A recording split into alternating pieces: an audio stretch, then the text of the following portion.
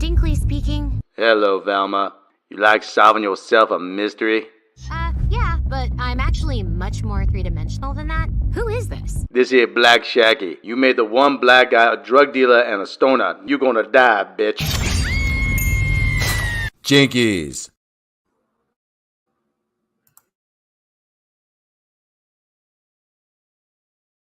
From Marvel Studios.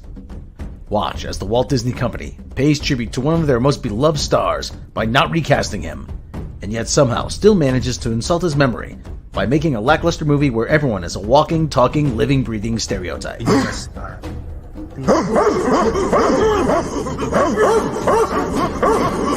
Black Panther 2: Wakanda Forever. See the most advanced civilization on Earth that is rich in the precious metal known as vibranium, a metal that's given its society technological advances, and yet for some reason its army is still fighting with spears. Now they'll face one of Marvel's original villains, Prince Namor, the Submariner. My enemies call me Namor. I'm pretty sure it's Namor. If your enemies aren't calling you, then you can thank your phone plan. And doesn't this guy look kind of doughy to be someone who swims all the time? I mean, sheesh. Then Marvel will introduce one of its worst new characters in decades, that they honestly believe is capable of taking the place of Tony Stark. Walking around here with that ash on your head. Kevin Feige, if your goal was to save money after She-Hulk and go bankrupt at the same time, then job well done. Starring, nobody really cares anymore. Don't miss the most racist movie in history, Disney Marvel's Song of the South. Phase 4 just keeps getting worse and worse. At this rate, there'll be nothing left when we finally get to the X-Men. You do not speak into my country and tell me what is fair. Norville, you have a girlfriend? No, she a hoe, you dumb bitch. And your girlfriend is Gigi? It's all thanks to you, Velma. I got tired of waiting and you and your fat dumbass and Daphne started without me. And Gigi likes going to Butttown already. I didn't have to ask. That's right. No, I'm so excited. Your fat dumbass better be excited. This just went from 3 to 4-way. Black Shaggy gonna get so much tang, he might as well work for NASA. That's right, it's a NASA joke. Black Shaggy is a scientific individual. You might as well call me Neil deGrasse Shaggy from now on. That's right, I made a NASA joke, which is way smarter than anything Minnie Killing's fat dumbass gonna write in this show. That's what we call meta-humor. But I only see you when I need you as is. Fine, great. No sweat off my underboob. Your underboob ain't the only thing that's sweaty. Might want to wash that pussy once in a while. We know it ain't your breath because we know you're too selfish to go down on Daphne. Your whole diet is eating french fries out the damn garbage. That's right. How is my mom's disappearance related to your grandma? Your mom's left because she hated your fat dumbass, bitch. These dumbass writers gotta make everybody connected to everybody else. Don't know nothing about characterization, know-how. That's right. Your mom's a high school principal married to a guidance counselor. At least my parents are still married, bitch. Your pops is married to some dumbass waitress almost as dumb as you. Ah! What the hell? Wait, I found a bag of salad. What the fuck you doing? Good, something funny actually happened in this goddamn episode. About time, bitch. We could take Daphne's mom's cop car to Spooner's to get food there. Unfortunately, I don't drive. Your fat dumbass just wants an excuse to eat out the damn garbage again. You sick girl, you need some help. It ain't the kind of help that Black Shaggy can give you. That's right. Oh, yuck. Hey, we all know your fat dumbass eat out the garbage. I'm just the one saying it. Me? That's right. Now, for the first time, you can own your very own Rings of Power. From the Celeborn Smiths, we'll be sending you one per season. Molded to appear forged in the fires of Mount Doom. Made from the finest cubic zirconium, plastic, and metal that isn't measurably radioactive and won't turn your fingers green. Probably. Much. These can now be yours for 5 easy payments of $39.99.99 Elvish runes. Act now, supplies are limited, because once the Dark Lord Sauron takes over, they'll all be gone, and you'll be his slaves. And just remember, There's a tempest in me, whose fault this actually is. and it will not be quelled.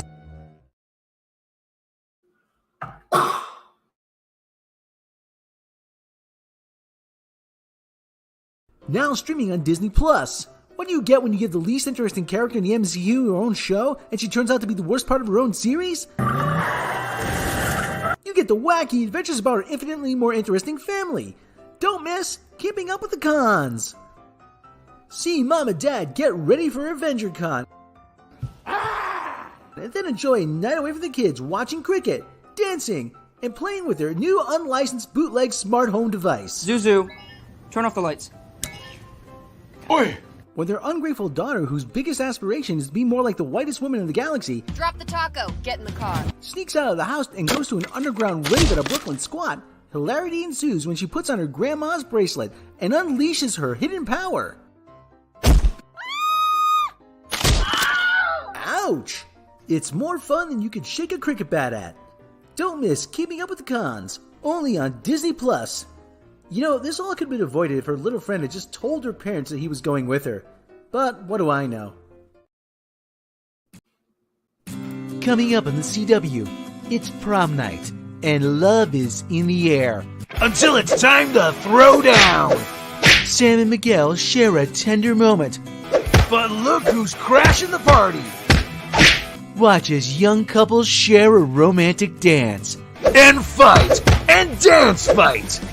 Be sure to watch an extra special episode of Kung Fu High Prom Night!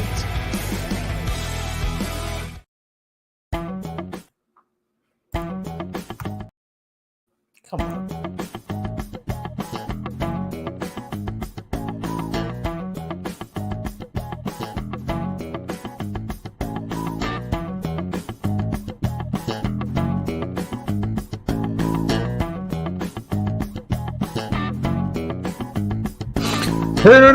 Hamilton Morton, WBC, Hamilton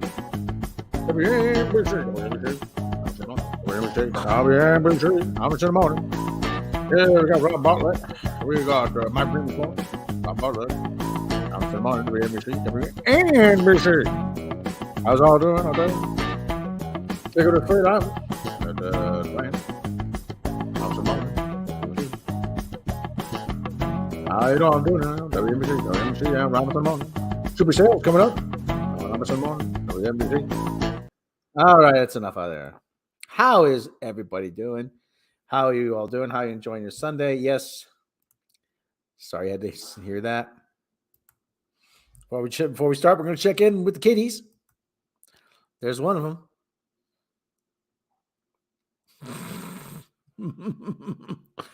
Hey, that doesn't look like food.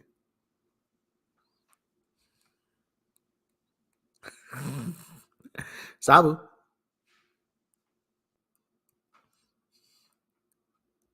Oh, sure. Get all shy on me now. The other one's around here somewhere. So how's everybody doing? Let's take a look. See, so Andrew Helm. Hey, Andrew Helm. Holicon Records. Senior Sticks. Anthony Way. Sanguine Links. Senior Sticks again. Everybody. How's everybody doing out there? Hope you're enjoying your Sunday. Yeah, he's a little stinker. Orange is over there sleeping. So everybody, how's everybody doing? Substance D, how you doing?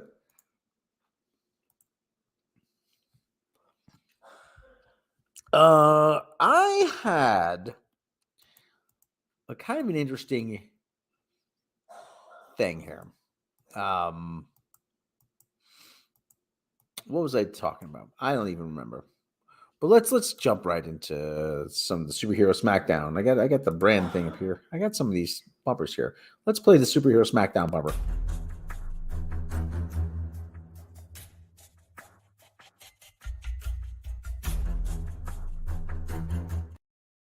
Now, Cocaine Bear did not beat Ant-Man, but it did surpass box office expectations. Cocaine Bear sniffs up $23 million. Ant-Man 3 suffers massive 69% drop. Universal horror comedy Cocaine Bear blew past box office projections, earning an impressive $23 million from 3,534 North American theaters in its opening weekend. The blood-splattered animal adventure landed in second place on domestic charts behind Disney, Ant-Man and the Wasp: Quantumania, which all but collapsed in its sophomore outing.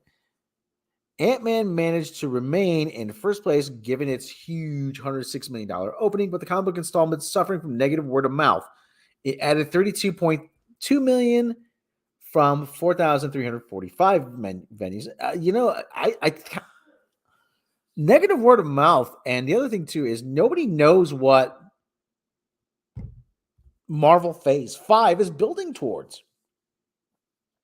Nobody knows. Now, Quantumania holds the ignominious distinction as being the biggest week-to-week drop in Marvel Cinematic Universe, including Thor, Love and Thunder, which fell 67%, Black Widow, which plunged 67.8%, while debuting simultaneously on Disney Plus, Eternals, which fell 62% after bad reviews. Globally, the movie has generated $364 million, including $167 million domestically. Internally, Elizabeth Banks directed Cocaine Bear, which earned another $5.3 million at the international box office. You mean she's actually making movies people want to see?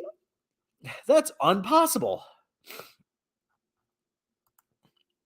Really.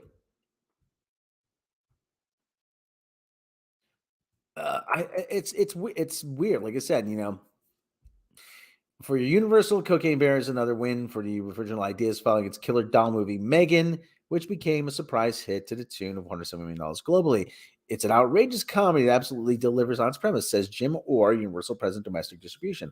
People were ready to see something over the top. Moviegoers were mixed on Cocaine Bear, giving the film a B cinema score, inspired by a true story about a drug runner's plane crash in a wildly R-rated Cocaine Bear follows residents of a small town try to escape a 500-pound black bear that ingests a duffel bag of blow. Audiences tend to be tough after being grossed out, says David A. Gross, who runs the movie consulting film firm Franchise Entertainment Research.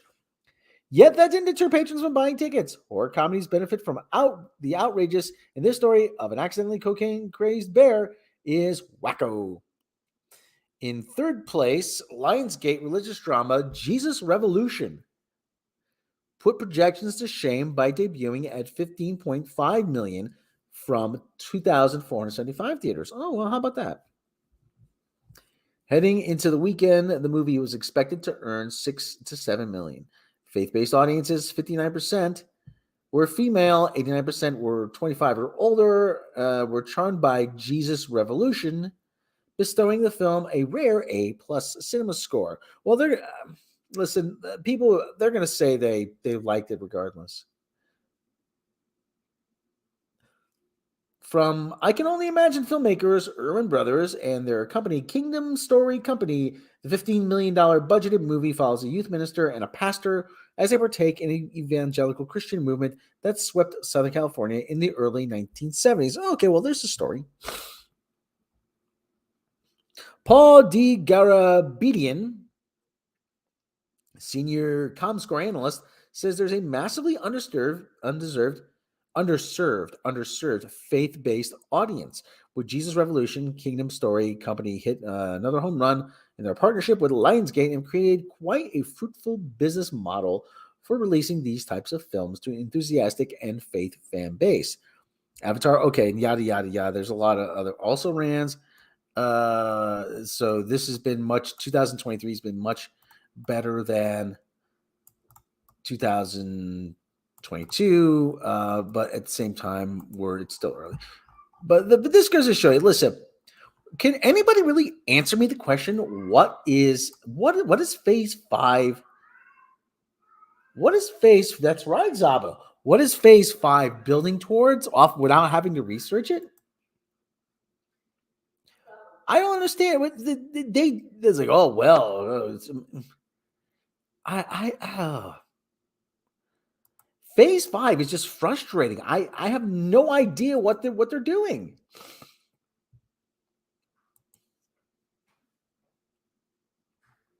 Yeah, they're working toward Kang.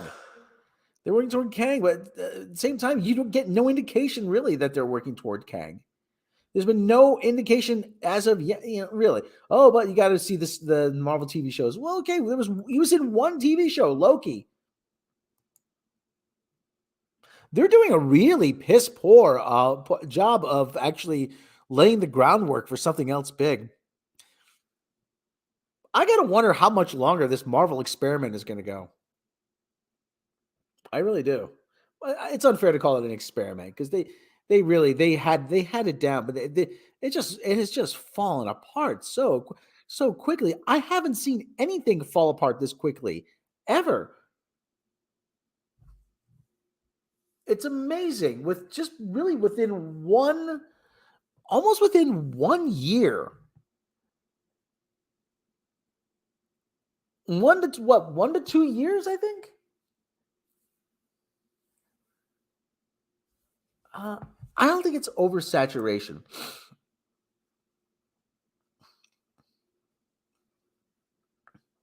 I don't think it's oversaturation. I think, like I said, you had Endgame was the natural jumping off point for a lot of people. You peaked with Endgame, and then that was it. I mean, what? Come on, I'm gonna go see. I'm gonna run out to see an Ant-Man movie.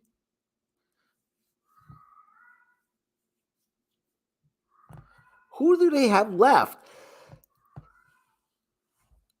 Name a character.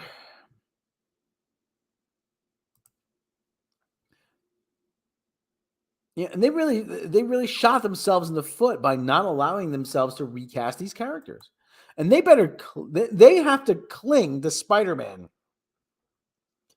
for like grim death because really, I mean, they really don't have anybody recognizable. Yeah, the Fantastic Four and the X-Men, we know. Yeah, Deadpool, we know.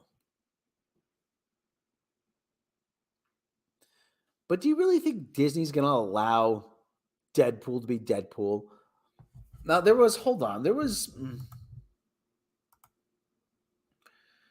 what was it?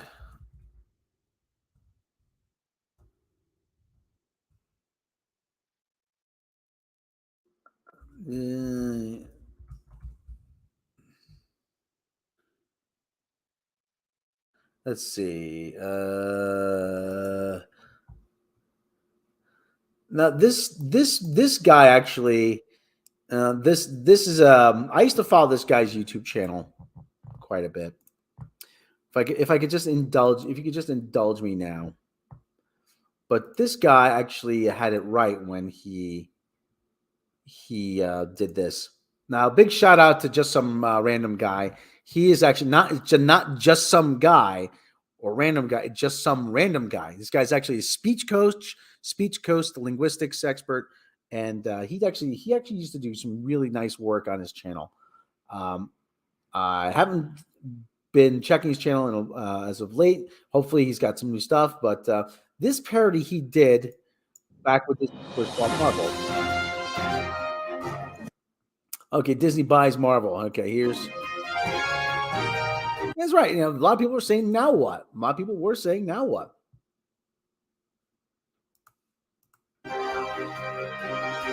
Okay, this is version 1.0. Okay.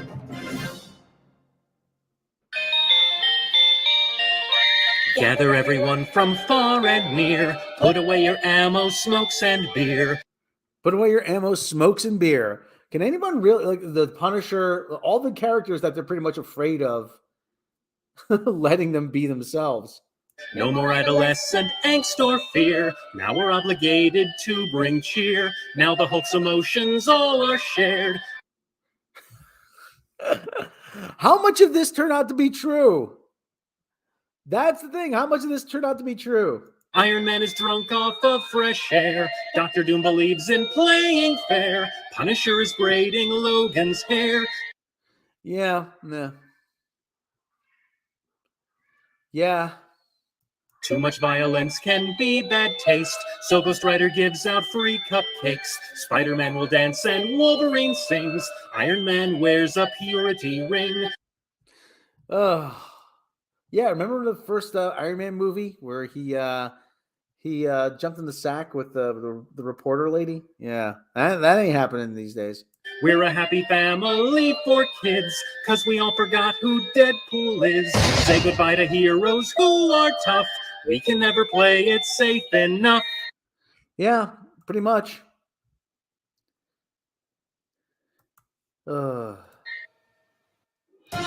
Yeah, so how much of that turned out to be true? Seriously, how much of that turned out to be true?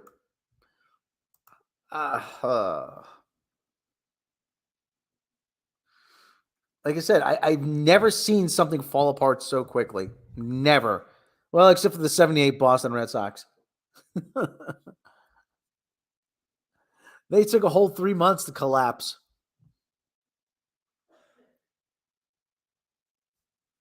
It's mind-boggling how bad it's gotten. Mainly because they have people who are writing that have no idea what they're doing. Jessica Chow or Gao or whatever the fuck her name is. Pardon my language. Dana Schwartz. You're hiring not based on merit. Ugh. I don't get it. I just don't get it. You know, they say that there comes a time when you outgrow pop culture. I'm like, this is what the kids are into. This can't be what the kids are into, because I don't see any of this people really liking. I don't even see kids liking this stuff. And like we've all said, you know, they're paying too much attention to Twitter. They really are. They're paying too much attention to Twitter. Speaking of paying attention too much to Twitter, we all should have learned from the Roald Dahl thing. You know, we all should have learned that there was going to be back. Oh God, this is going to be this. You think the backlash to Roald Dahl was bad? You ain't seen nothing yet. We knew this was going to happen at some point.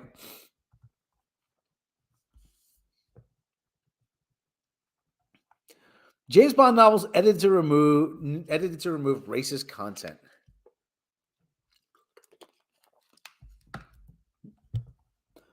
After the Roald Dahl text editing controversy that erupted in recent days, it is now the turn of Ian Fleming's James Bond novels to be rewritten. A report in UK newspaper The Telegraph reveals that ahead of the reissue, the Bond novels in April to mark 70 years of Casino Royale, the first book in the series, rights holder Ian Fleming Publishers Limited commissioned a review by sensitivity readers. Who are they? Who are sensitivity readers? Where do they come from? Who are they? What walks of life are they from? What is a sensitivity reader? A sensitivity reader is someone who reads for offensive content, misrepresentation, stereotypes, bias, lack of understanding, etc. They create a report for an author and/or publisher outlining problems that they find in a piece of work after solutions and how to fix them, and offer solutions how to fix them. Where do they come from? Sensitivity readers for hire. Sensitivity, writing diversely. Sensitivity reader directory. Here we go. Now listen, this is publicly available information. Okay, I'm not doxing anybody. I'm not offering any personally identifiable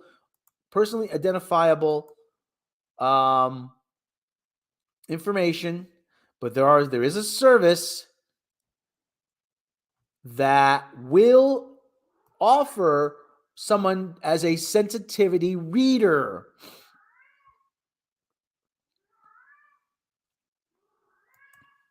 I just want to share, and I want to share this with you as informational, as information. See, we have a website called readingdiversely.com. Reading Diversely, dedicated to helping authors create diverse and inclusive story. Hire a sensitivity reader. Have questions about sensitivity reading? When to hire and what to expect? Frequently asked questions pages. So they have a list of people that here you can hire, and they will read something for diversity. Yes, that is Zabu in the background. He's being a pain in the butt, and he's happy to be a pain in the butt. So frequently asked questions, reading diversely. What, if you do not see an answer to the question below, submit your question here. What is a sensitivity reader? A former database and OG of sensitivity reading, In the margins, it defines it as a sensitivity reader reads through a manuscript for issues of representation and for instances of bias on the page. The goal of the sensitivity reader isn't to edit a manuscript for clarity and logic, although that may be an additional service offered. A sensitivity reader reviews a manuscript for internalized bias and negatively charged language. Sensitivity reader is there to help make sure you do not make a mistake, but is there to help you make sure you do not make a mistake, but they are also not to guarantee against making a mistake. Writing in the margins. In addition, sensitivity readers also check for cliches, tropes, and authenticity. Even though there is no one way to be, minority communities have cultural norms, and sensitivity readers can help you stay true to those norms. What it's not. Sensitivity reading has encountered more than its fair share of cynicism and skepticism. From the name, some folks bristle at the word sensitivity to the purpose of itself. Everyone has implicit biases, and those biases can manifest in your writing in ways you didn't expect. No amount of research can prevent that, but an editor with an eye on those biases can help you. It's not censorship, it's development, or so you claim. All books need development, editing, copy editing, and proofreading to catch errors and improve a book. Sensitivity reading is another tool to make your book the best it can be. According to who? According to people who are never going to read it? Few publishers are requiring some books to have sensitivity readers, but most publishers do not. Sensitivity readers are not stopping an author from writing diversely. Yes, they are. They are preventing misrepresentation from harm or bias. Rates and timing. Okay. About what they think. They expect to pay 1 cent a penny to 19 cents a word. There's a chart here. 50,000 words can take a reader approximately 3 weeks to return feedback to you. Again, all readers are independent and turn around. Okay. So this is another scam. This is a scam to make money. When do I hire one? At the least, your manuscript should be finished and proofread for grammatical errors of hiring. Okay. How to hire one? How do I become a sensitivity reader? So again, services. So this is I don't want to call this a scam, but this looks like a gigantic scam. I know.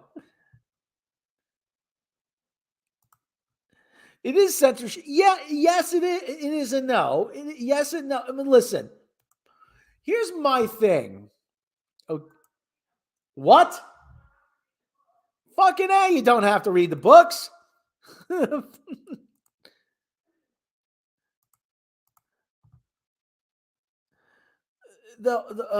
Christ's sake. Okay. Each book will carry a disclaimer. This book was written at a time when terms and attitudes which might be considered offensive by modern readers were commonplace. A number of updates have been made in this edition while keeping as close as possible to the original text and the period in which it is set, Telegraph said.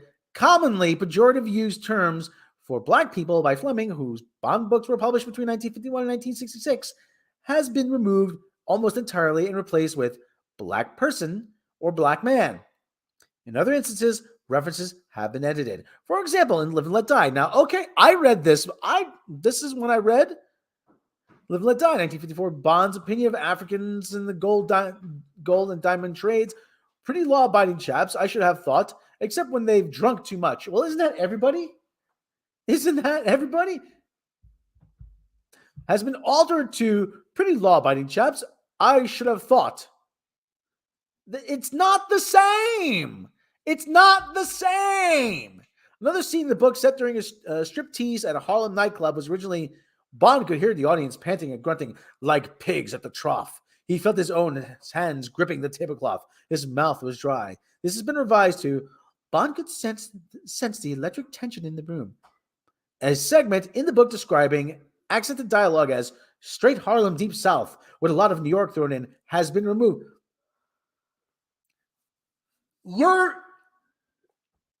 Oh God, my brain hurts. My brain hurts. My brain really does.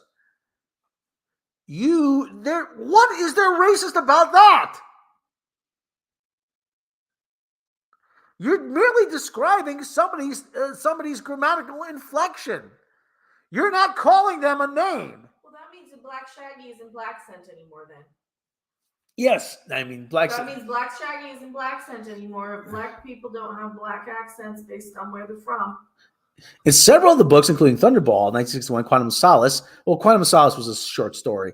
And Goldfinger, in 1959, ethnicities have been removed. The edits to the U.S. edition of Live and Let Die were authorized by Fleming himself. The U.S. edition is the UK and the global editions. Are the global editions going to be left intact? I'd like to know.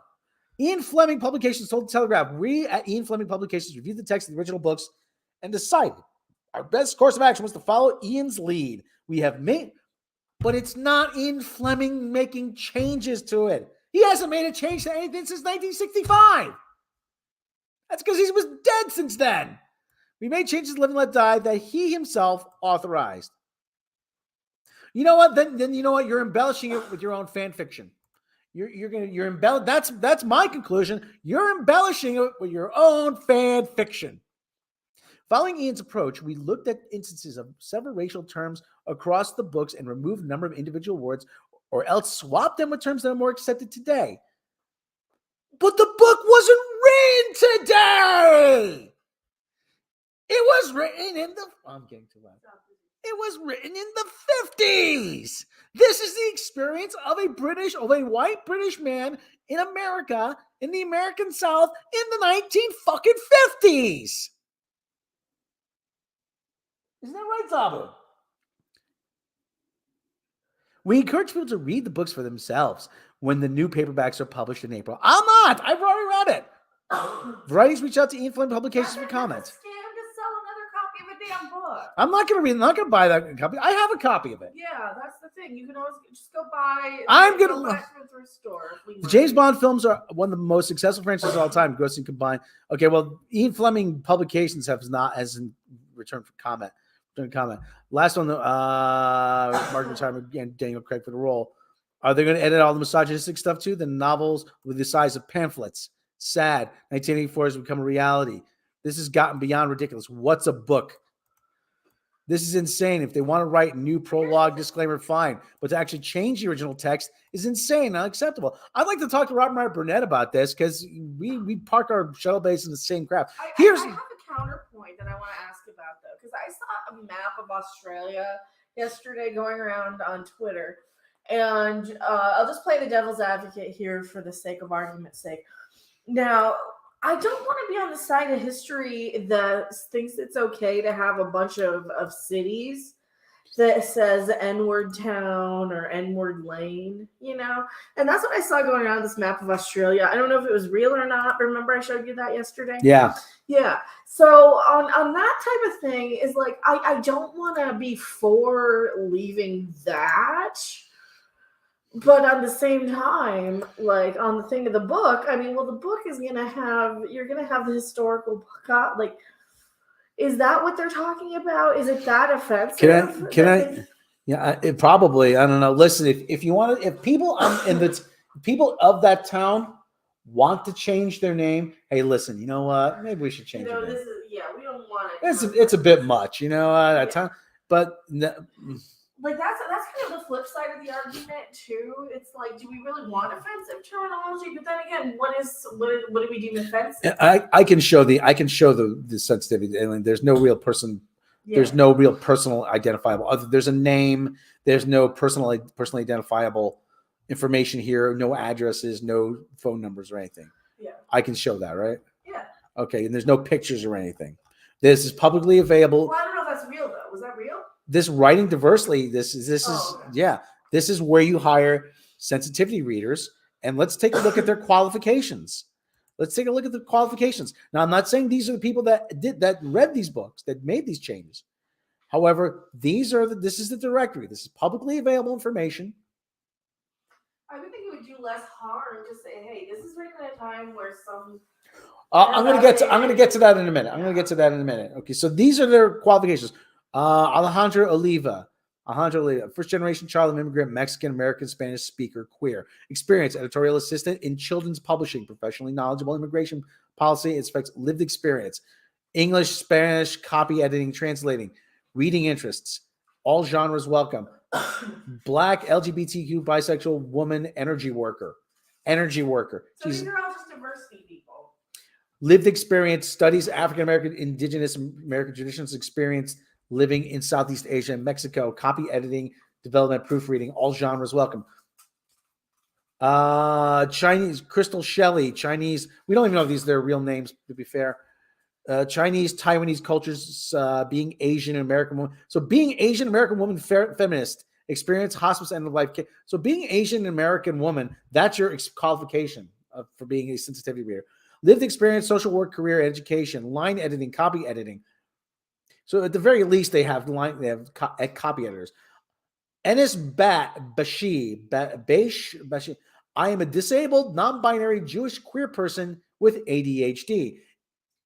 Okay, with AD, they're not gonna be able to stick with it. Is that the kind of person that lived experience, communications experience, additional services, NA, reading interest, all genres. Gabriel Uria, bisexual, gender fluid, light skin, brown Mexican, self-diagnosed, autistic, as well as with EDS. You can self-diagnose yourself autistic. Yes, I'm gonna self-diagnose myself with Tourette's. You already have it. Fart nose! No, you just farted, Rob. That's stupid. Fart nose! Eat a bone!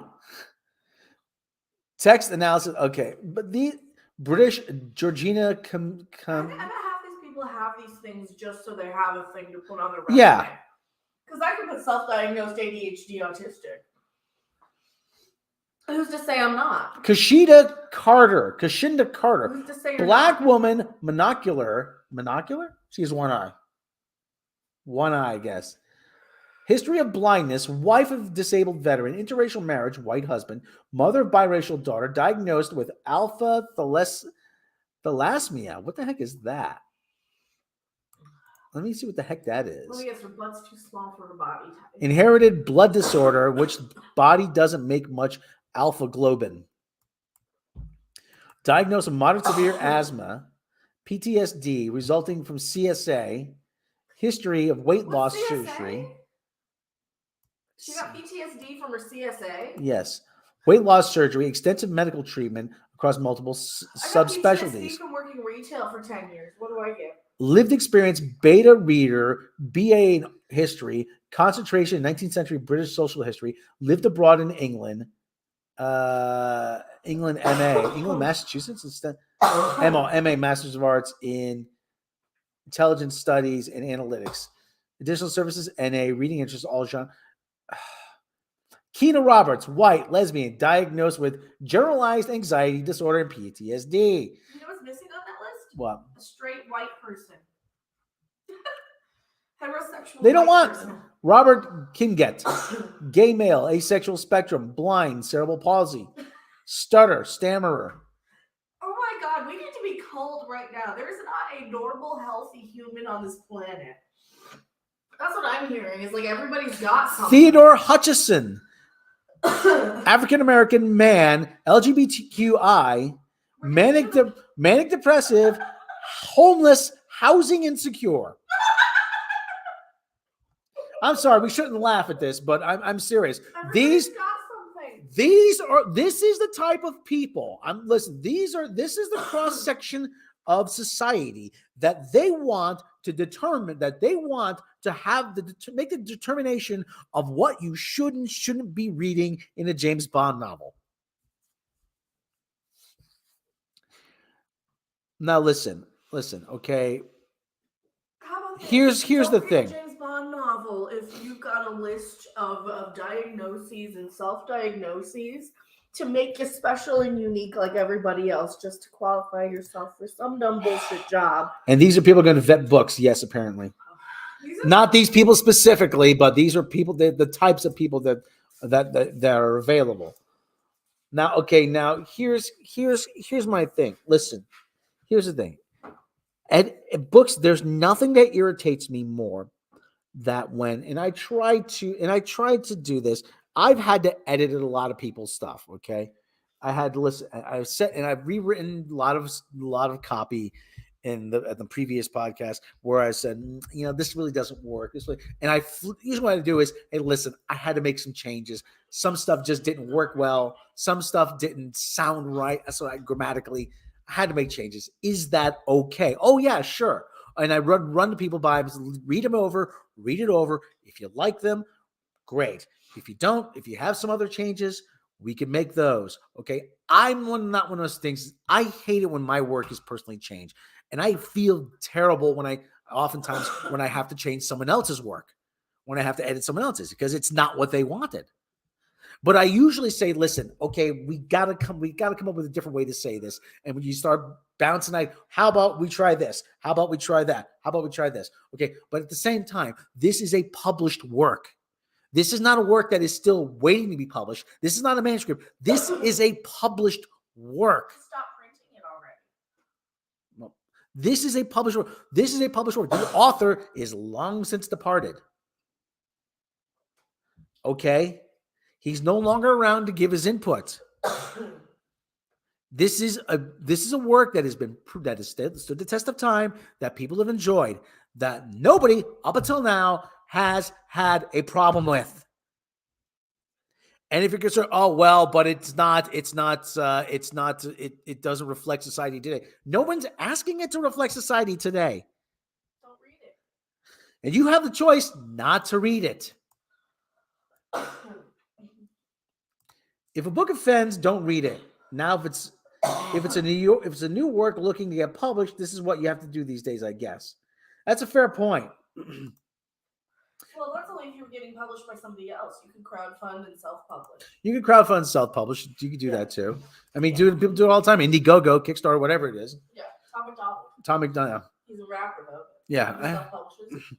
I narrated a self-published book. I think it was self-published.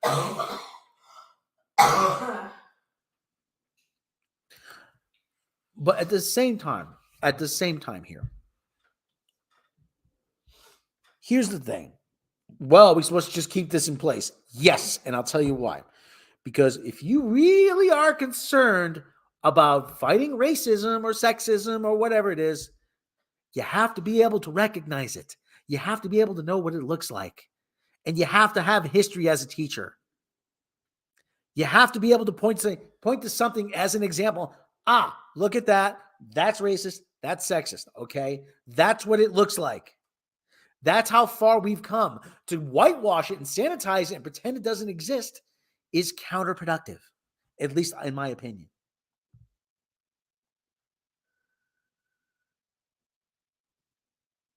I keep thinking of Futurama, but where's the sleaze? What?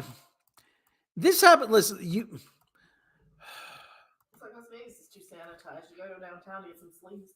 Exactly. You take if I were to take someone to New York New York Times Square in the 70s, and Times Square today, it is a completely different place. Times Square was full of prostitutes and porno theaters and degenerates and everything else. And that's kind of fun. That's the spice of life. But you need that. You need that in certain places. You need that. You need to be able to recognize what it looks like.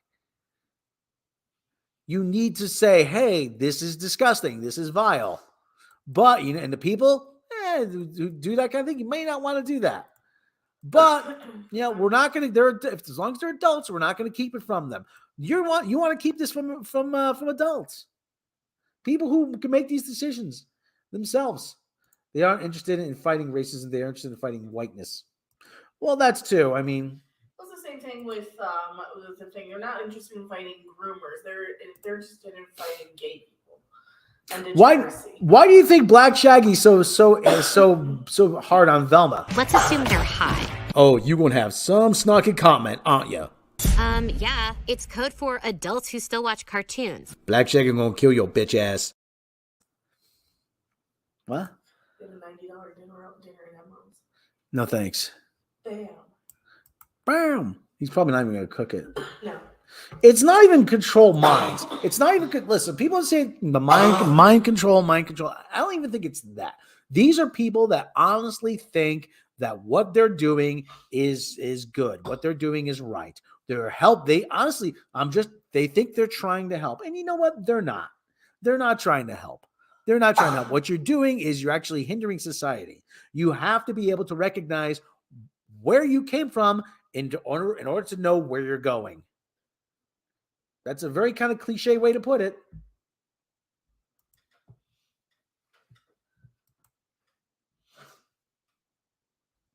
At the same time, do I think that there should be Confederate statues out in public? Listen,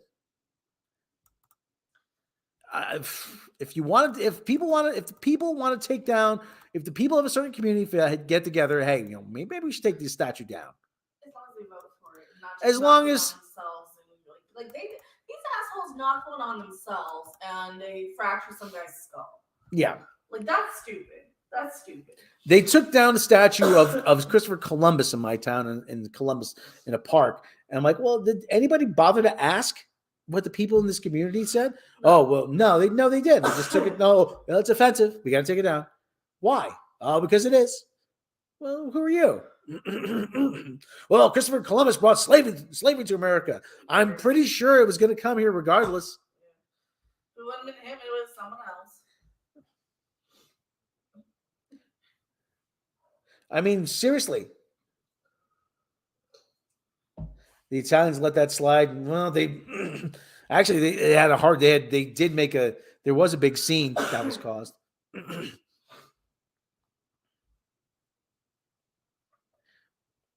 It's about power, control the masses, and you can have all the power in the world.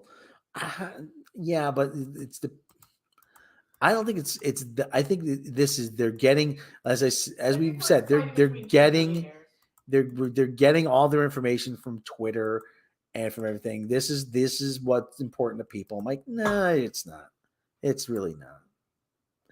Okay. Well, how much were we? 42. Let's take a look at Larry Zabu. Zabu Cam. Hey, buddy.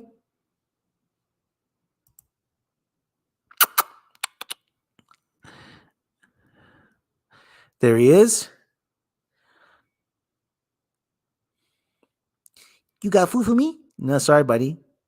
You don't want me. You don't want me. I'm going to run away to the bimbo place. Okay, well, pack your bag. I'll get my hobo bag, and I'm going to sit out there and go. Okay, so there's Zabu. Naranja's sitting, sleeping. I can't really see him. There is Naranja. Oh, big yawning. Big yawning. So there's Naranja. They're all doing fine. So he's too cute for his own good. So I want to talk a little bit about. I want to talk about Gary Bettman in the NHL. I love. I loved hockey. I used to love hockey when I was a kid. I used to go to a lot of minor league games. When we had a team before they tore the arena down, it was actually a very fun experience. You go to a minor league game back then, the 70s and 80s. Minor leagues were a whole other experience. Go see minor league hockey. Where the heck is see all groups? Where the heck is okay, here we go. Now this comes from a website called Blades of Steel. Yes, like the old Konami game.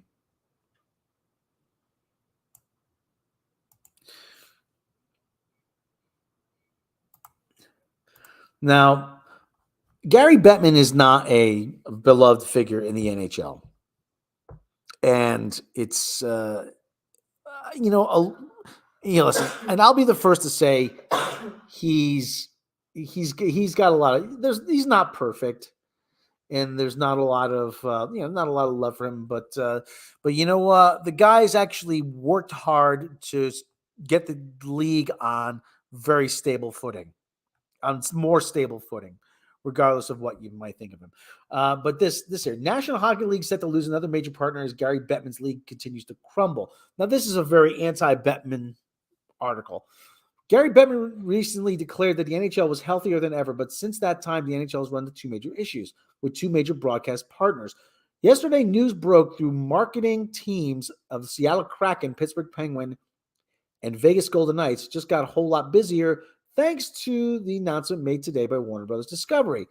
Warner Bros. Discovery informed professional sports teams whose games are carried on 3 regional sports networks that it wishes to cease operating the channels and exit the business, according to people familiar with the matter.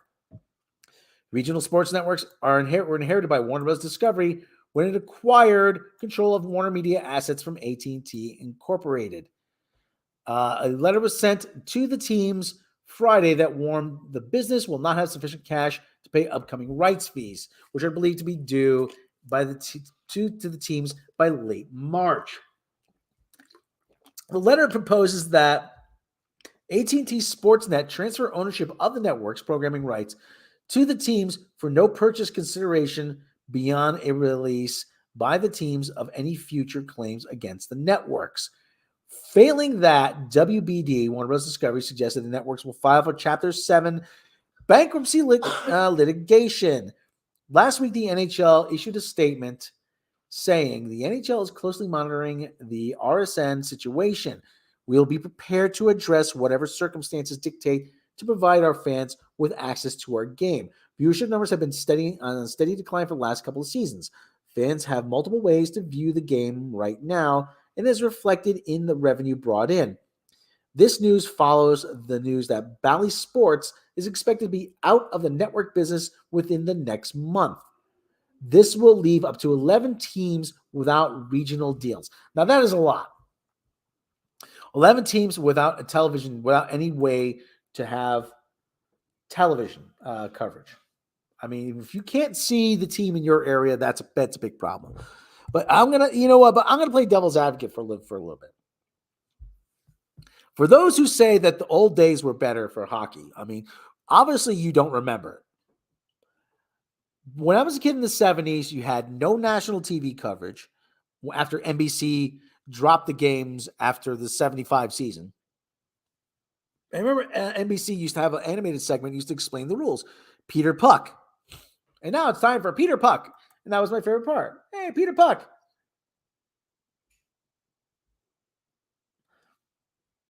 But you had no national coverage. If you had a team in your area, I mean, yeah, if you were lucky enough to have a team in your area, you could see their games. But if you want to see an out-of-market game, forget about it. You know, I was lucky enough. I had 2 teams. We had 3 teams in our area. We had the Islanders, we had the Rangers, and we had the Boston Bruins. And then later, when the WHA merged with the NHL, we had the Hartford Whalers. Why Hartford had a team was beyond me. They should have listen. Hartford should have never had a team. It's too small a market. It's sandwiched between New York and Boston. It should have never had that team. And the people who act indignantly now because they moved to Carolina, they're the Carolina Hurricanes now. The people who act indignantly about that now, I'm like, yeah, you know what? You never supported the team in the first place. And I remember calling a call-in show. I remember calling a call. You know, listen, you're betting. I'm gonna be honest with you, Clint. I'm gonna be 100% honest with you. The team is better off in Raleigh-Durham. I'm being 100% honest. The team is so much better off in Raleigh than it ever was in Hartford. You have a market all to itself. They have cool uniforms. I went to a Hartford Whaler game. I had an extra ticket.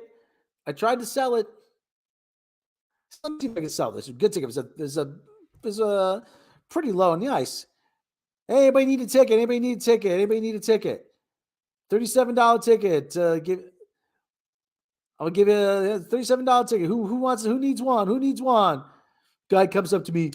I'll give you $6 for it. $6? I said, this is a $37 ticket. There's only 5,000 people here. Derp, derp, derp. I said, listen, don't insult me. I'm not going to sell it for $6. I'll eat it before I sell it to you. I'll give you $6. That wasn't even enough to cover parking. I'll give you $6.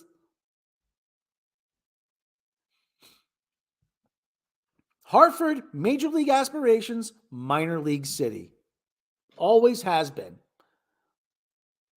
And I don't say that,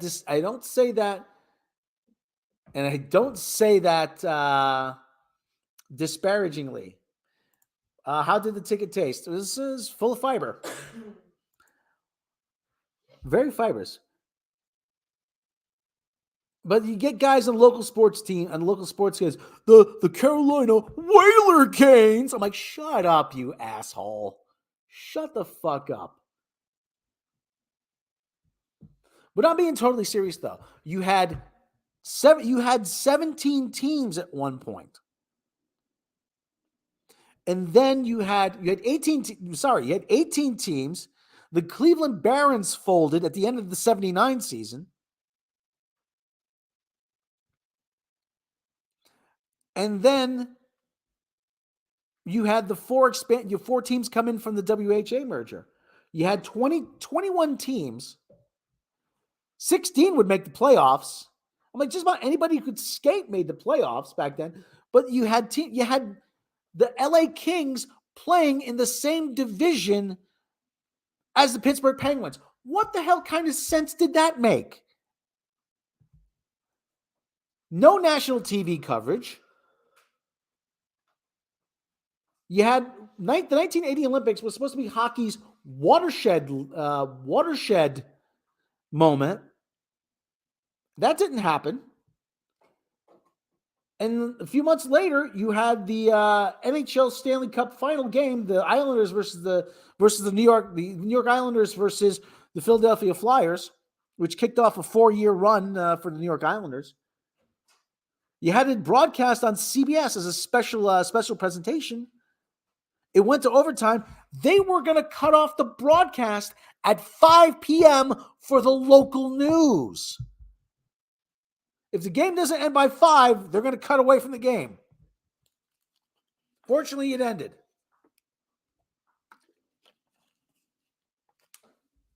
Throughout part of the 80s, ESPN picked up the rights to the NHL. So fortunately, if you had cable, you could see it. But you had a lot of franchise relocation. Freaking the Oakland Seals, the California Golden Seals, that became the Kansas City Scouts, I believe, and then they became the Colorado Rockies, and then they became the New Jersey Devils.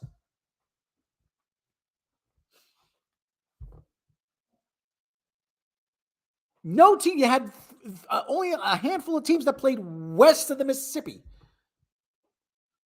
Vancouver, Vancouver's natural rival, Los Angeles, didn't even play in their division.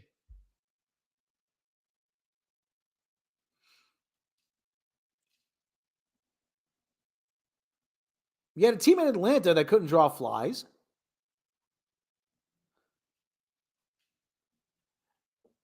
You know, you had no national TV contract.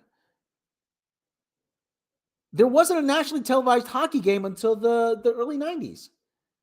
Nationally televised playoff game. NBC eventually picked it back up.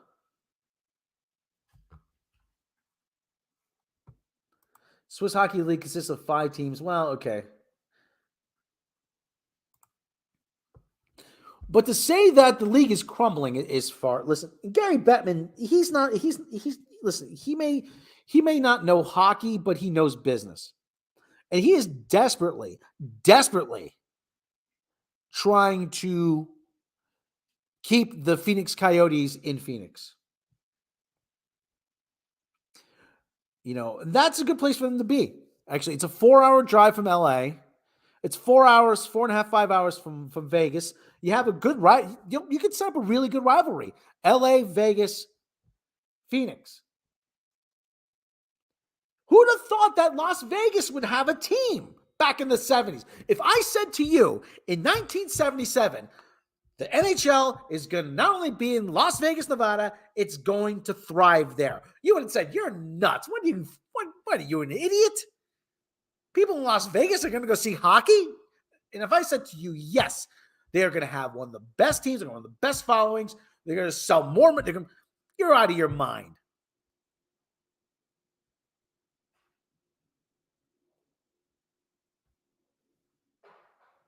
You have teams in Nashville. You have teams in Raleigh-Durham. You have a team in Phoenix. You have a team in LA. You have two teams in LA. You have the Ducks and the Kings. Technically, the Ducks are in Anaheim. You have a team in San Jose. You have a team in Seattle. If you wanted hockey west of the Mississippi, you were out of luck before 1967. If you want to watch hockey west of the Mississippi, you were out of luck.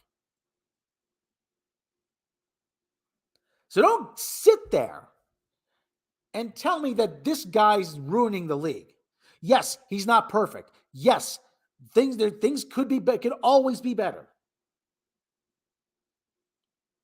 But I'm gonna play devil's advocate here. Gary Bettman has done a lot more for the NHL in the last 20,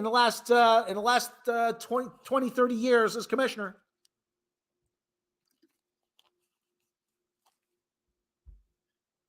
He's done more to stabilize the league and to raise the league's profile. We have a team back in Minnesota. We have a team in Dallas. Can't speak much for NHL, but I know the NBA hasn't felt truly accessible for me in a long time. The 90s says team NBA, NBC, local Hornets games were on free TV. Yeah, those. Let me tell you, it's never a good thing when you can't see your local team.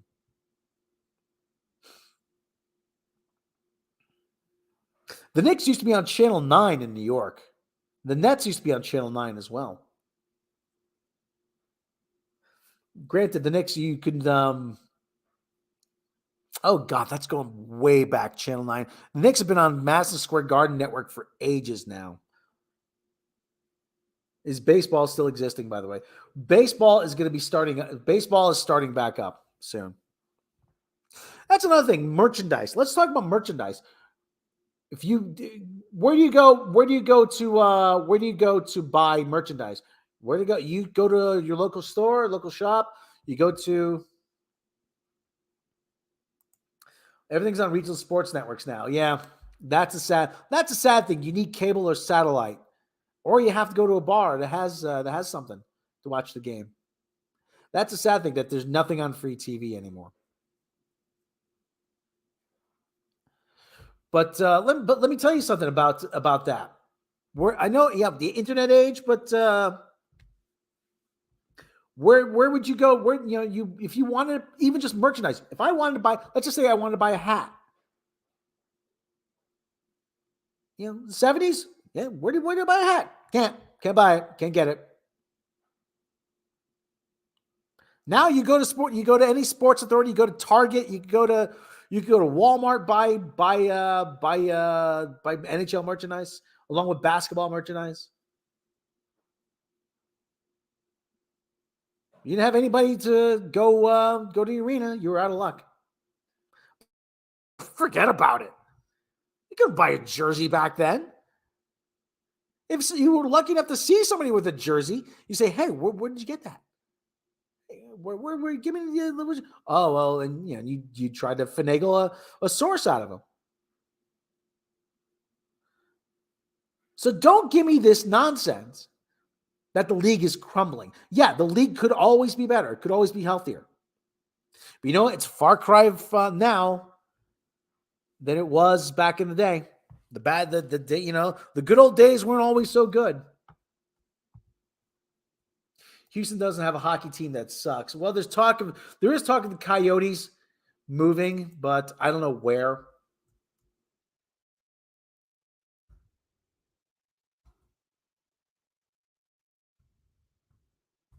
There's talk about them moving to Quebec, possibly Houston, but they said they're committed to playing in Arizona.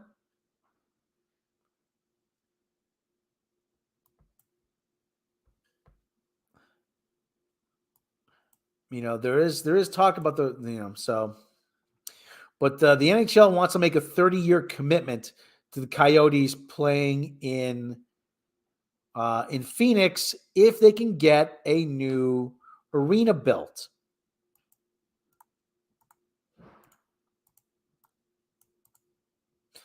And they've never had an NHL franchise.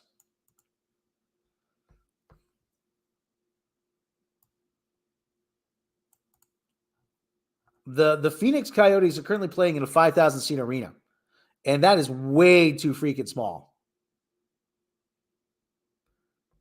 That is way too small. You need a 15, at least a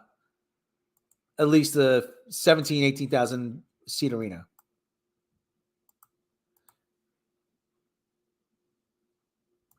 It's easier to get out of market packages than see Bally Sports or whatever. Oh God. So anyway, so that's what I want to talk about. I want to talk a little bit about hockey, and I did.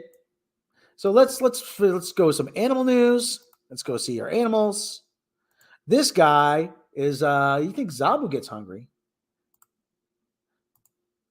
This guy, he wants chimkin. Want chimkin.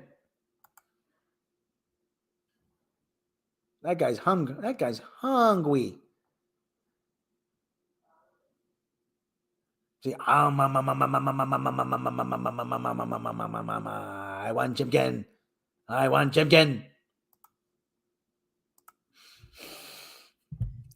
There was a nice story, actually.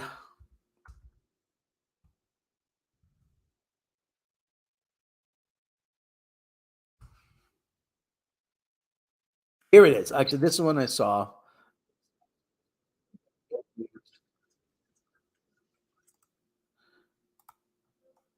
A family drove 2,600 miles to adopt this guy.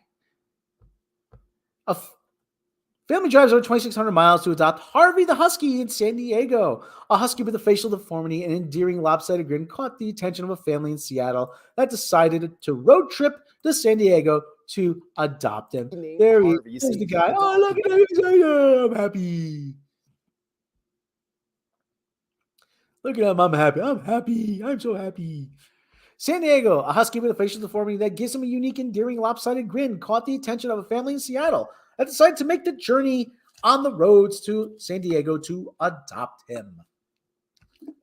Joy Ollinger, a humane officer with the San Diego County Department of Animal Services, has posted photos of adoptable animals on social media to get their pups some much-needed attention. Shelters are bursting at the seams with amazing animals that would make excellent family pets, Ollinger said. Sherry Langston, her children, and their dog made the trek from Seattle to San Diego amid a downpouring winter storm that struck most of Southern California. Harvey the Husky immediately caught the family's eye when they saw Ollinger's post. I saw that silly grin and knew we had to meet him. It's been a few years since we could visit our friends and our favorite places in San Diego, so why not? Road trip, Langston said. Langston knew there was a chance Harvey could have been adopted before she and her family arrived in San Diego, but it was a risk she was willing to take. There's nothing sad about an animal finding its forever home. We'll be happy for him and enjoy visiting our friends and soaking up some sun before heading back north, Langston shared. Harvey going home with Langston and her family was meant to be. Langston and her son picked Harvey the Husky early Saturday morning. Click here to learn about, click here and learn more. They have a link here if you want to find out more about San Diego Humane Society. Learn more about the dogs, cats available for adoption. San Diego Department of Animal Services. County shelters in Carlsbad and Bonita are open to the public to visit with for animals for up for adoption. So there's Harvey. Been at the San Diego Department of Animal Services. Oh, look at that guy. For someone to adopt him. Sherry Langston. There they go. There's Sherry. There's with their new happy family. In Seattle went out. Isn't he a handsome boy? A sheltered pup. She and her family drove nearly 1,300 Oh, look at miles. that. Everybody's happy. That's the kind of animal news we like. Everybody's happy. Everybody's got a happy ending. Harvey gets a good home. In San Diego today and are set to drive. And they get the. Oh, look, he's got a friend too now. Harvey's got a new friend. He's got a new friend. To Seattle, but with a little extra company. Yeah, So, Harvey's okay. coming with them. Awesome. There's Harvey the Husky is gonna be happy. So he's got a new home. Sean mentioned he's that we had happy, quite a bit of rain. and he will be loved, no doubt. Good for Harvey. That's right. Good for Harvey. So, okay, that is show. We are at 1 hour 10 minutes. We're going to call it there. Everyone who was watching the live stream last night, I had some technical difficulties with Hitman. I'm going to be replaying that level possibly tonight. And we're going to be wrapping up Hitman. Well, we're wrapping up Patient Zero. Black Shaggy going to be conducting a purge. That's right. Black Shaggy is going to be conducting a purge on Hitman, Patient Zero.